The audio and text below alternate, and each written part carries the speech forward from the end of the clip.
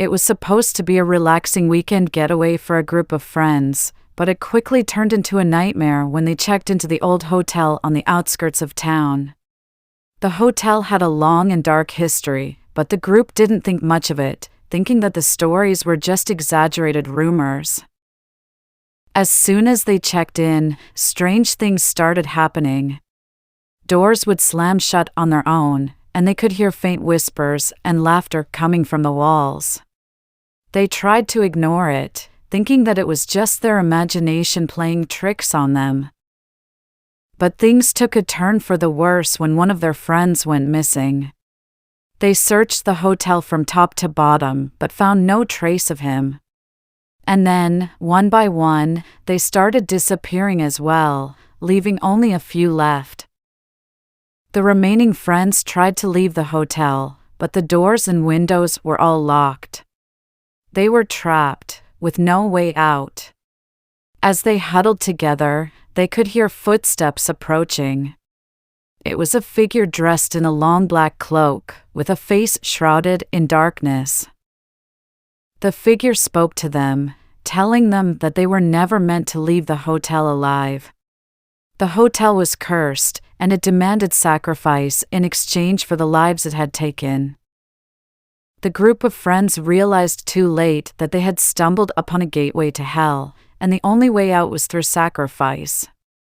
The figure in the cloak raised a knife, and the friends knew that it was the end.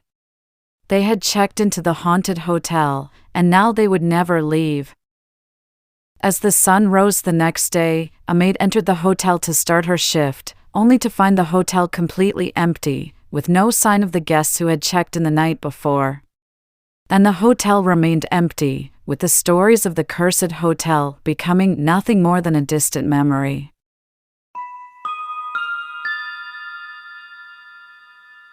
Sarah woke up in complete darkness.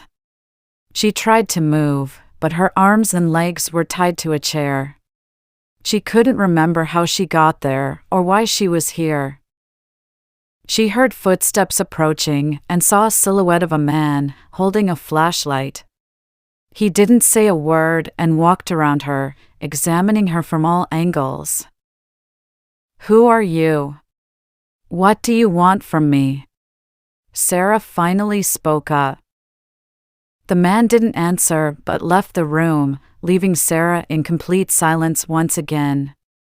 After a few minutes, the door opened again, and the man came in with a tray of food and water. "Please, let me go. I won't tell anyone," Sarah begged. The man didn't react, and he left the room again. Sarah tried to free herself, but the ropes were too tight. She ate the food and drank the water, hoping that it would give her strength. Days turned into weeks, and Sarah lost track of time. She was never alone, and the man would come and go, but he never said a word.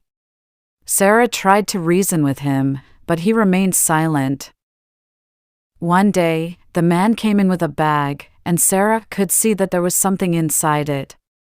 The man placed it on the table and left the room.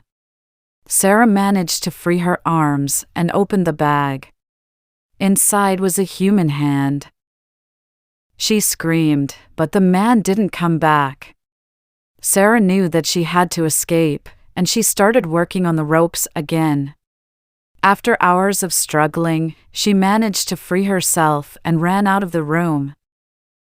The building was old and abandoned, and Sarah had no idea where she was. She could hear footsteps and knew that the man was looking for her. Sarah tried to find a way out, but all the doors were locked.